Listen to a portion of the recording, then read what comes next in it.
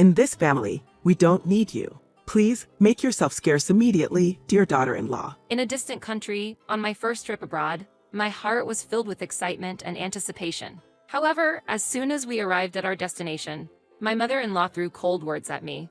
Actually, I only booked the hotel room for myself and my mom.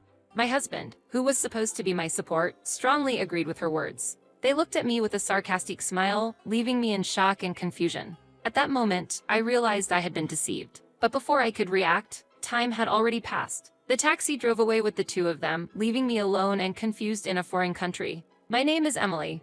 I'm 32 years old, and I balance my days between work and household chores. I exchanged wedding vows with my husband, Bob, 3 years ago, and we started our new life together in a rented apartment near my parents-in-law's house. Bob has a warm heart and always keeps me in his thoughts. Despite our busy lives, we managed to share our household responsibilities and lived happily. However, a significant change came into our quiet and peaceful life about a year ago. After my father-in-law passed away, our daily lives changed dramatically. We started living with my mother-in-law, Susan. Until then, we had maintained a good relationship with her, meeting once a month while respecting each other's privacy. I was seriously concerned that this cohabitation would disturb the balance of our relationship. However, considering Bob's strong wish and his feelings, it was difficult for me to reject the proposal. Bob is always on my side. If we are together, there should be no problem. Convincing myself, I took the first step into our new life. However, my decision was soon put to the test. Really? To think that you would make your husband do chores. What on earth are you thinking as a housewife? On the first day of living together, my mother-in-law overheard me asking Bob to take out the trash tomorrow. In that instant, her complexion changed, and she raised her voice. What are you babbling about? Such basic tasks should be done by yourself. Susan, Bob, and I both work, and we help each other with household chores. So what? It's the daughter-in-law's job to take care of the house. That's the rule in our home. If you don't like it, you are welcome to leave right now. Having been subjected to such words, I came to understand mother-in-law's true intentions. Amidst the unexpected turmoil, just watch the situation for a bit. If things don't change, I will talk to her properly, were the reassuring words from Bob, leading me to believe and wait. However, as time passed, my mother-in-law's demeanor only became harsher, criticizing everything from table manners during meals to the way I handled trivial household tasks. On the other hand, I was accumulating exhaustion and stress, unknowingly starting to complain more to Bob, which, in turn, made his reactions colder with each passing day. You're repeating yourself. Honestly, it's tough to hear the same thing over and over. He said, I'm truly sorry. But having to deal with work from morning till night and then taking care of the housework when I get home, her critical eyes and words feel like a heavy burden. I responded, Isn't the hardship because you aren't being smart about it? Instead of complaining, find a better way to handle things. I know I've been complaining a lot lately, but Bob, you promised, remember? You said you'd talk to her. Let's not talk about that anymore. All you need to do is just do as my mother says. Bob's voice no longer carried its former warmth. He sided with his mother, no longer helping with the housework, and even started demanding me to do things he could have done himself. I felt the severity of our marriage day by day, and deep down, I started considering divorce. Amidst the daily grind of work and home, I spent my days in contemplation and indecision. Then, one day on my way home from work, I casually stopped by a familiar shopping street where a raffle was taking place. To my surprise, I won the grand prize of a 2-night, 3-day trip to Taiwan. The sound of the ringing bell from the raffle filled the air, and at that moment, my heart felt lighter than it really was. However, as soon as someone said, I hope you have a great trip with your husband, the joy in my heart became somewhat complicated. Considering my current relationship with my husband, I couldn't feel positive about going on a trip together, and I was also concerned about how my mother-in-law would react. After giving it some thought, I decided to give the trip to my mother-in-law. Whether she chooses to invite a friend or go on a marital trip with Bob, I left the decision up to her.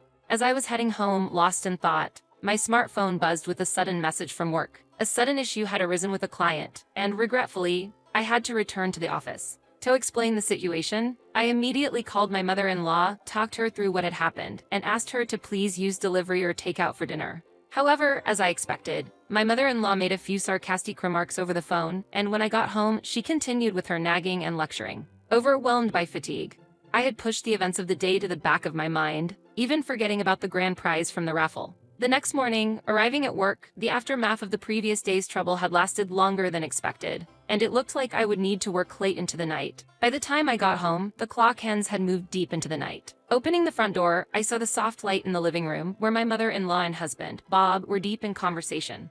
Seeing me, their talk stopped instantly. In the silence, I could feel the air charged as they tried to find words. Emily, I heard a rumor that you won a grand prize at the shopping district's raffle. The town was abuzz with it today. Her words brought back the events of yesterday to my mind. That's right.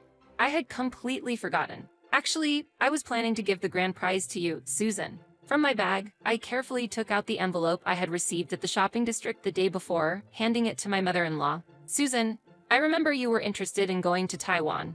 How about using this grand prize to take a fun trip with friends or acquaintances? Taking the envelope, mother-in-law exchanged glances with Bob, then gave me an unexpected response. In that case, I'll cover the additional costs for the three of us to go together. Opportunities like this are rare. It was the first time she had suggested that I join them on a trip, and her words left me surprised. But I want you to use the tickets from the raffle to have a special time with Bob, just the two of you. Emily, I appreciate your concern for us, but I will handle the extra charges, so let's make happy memories together, all three of us. If Mom also thinks so, then going as a whole family will indeed create better memories. Eventually, Bob agreed, and despite some hesitation, I decided to accept the trip as a family of 3. Great. In that case, I'll head to the travel agency tomorrow to check the details. Mother-in-law's voice was filled with joy. This incident seemed to have warmed her up a bit towards me. I secretly hoped that this trip to Taiwan would become a catalyst to strengthen our family ties. And I started looking forward to the family trip from the bottom of my heart. However, when the long-awaited day of the trip finally arrived and the 3 of us landed at the Taiwan airport hand in hand, the situation took a direction completely opposite to what I had expected. I want to enjoy some quality time just as a family. So, could you please wait here for a while? We feel that it's necessary to spend special moments as a family every once in a while. As we finished the immigration procedures at the Taiwan airport and were getting ready to head to the hotel, my mother-in-law calmly said these words. Why would you say something like that? Am I not a part of the family? Did I do something to upset you? Are you trying to hide something? Are you keeping some secrets from us? I'm not trying to hide anything. But what are you talking about? Stop beating around the bush. Why didn't you tell us about the prize you won at the raffle? That's because, taken aback by her unexpected question, I lost my words for a moment. But after thinking calmly, I understood what my mother-in-law was suspicious about. Actually, I didn't intend to keep it a secret. I just really had a lot on my mind and forgot to tell you. Especially that day, I was in a panic because of sudden trouble at work. I tried hard to explain the situation to clear up the misunderstanding. However, my mother-in-law's expression did not change, and she looked distressful. At that moment, Bob, who had been silently observing the situation, decided to speak up to mediate. I think you should think this through more deeply. Emily, I believe you are completely transparent about what you are really thinking. Why would you assume that? Are you planning to continue hiding your relationships with other men from me? Or is there some hidden circumstance? On what basis do you jump to such conclusions? I couldn't hide my genuine surprise and confusion at my husband's unexpected question, and I reacted instantly. Bob sported a smug smile as if he was starring in his own little drama, laying out one hypothesis after another. I mean, judging by your reaction just now, weren't you planning to enjoy this trip to Taiwan with another man? That's absurd. Do you really think there's any evidence of me with another man? And as proof, you kept hiding the lottery win from us. I think there's something fishy about that. You're overthinking it. Do you think it's possible for me to bring a secret lover on a trip that everyone in the area knows about due to a lottery win? Despite my logical rebuttal, Bob clung to his beliefs, constantly casting doubtful glances my way as if trying to uncover some hidden truth. Actually, I've been feeling that something was off for quite some time now. Your behavior has changed. You've been working late more often, and sometimes you rush back to the office. Even when you're at home, you seem lost in thought. That's because I've been overwhelmed with stress from work and responsibilities at home. It's always like this, one excuse after another. I've reached my limit of patience. It's difficult to spend family time with someone who doesn't seem to engage sincerely. Exactly. It's really distracting to have an unwanted presence during precious family time. That's why I deliberately booked only 2 hotel rooms. The unwanted one can leave right here. With those harsh words thrown at me, the 2 of them didn't look back and got into a taxi, leaving me standing there, dumbfounded. However, I soon realized something. After completing the immigration procedures, I went to the bathroom and left my bag, which contained all our valuables, with Bob. Confused, I quickly took out my cell phone and tried to contact Bob, but his response was another shock. That bag, what was it for? Oh, to be honest, I found it bothersome and got rid of it. I can't believe it. All of our passports were in that bag. Why would you do such a thing? Wait, seriously? That's how it was? And that might not have been so good. But I think it might be better for both of us not to return home and to walk our separate packs from now on. Wait a minute. This is serious.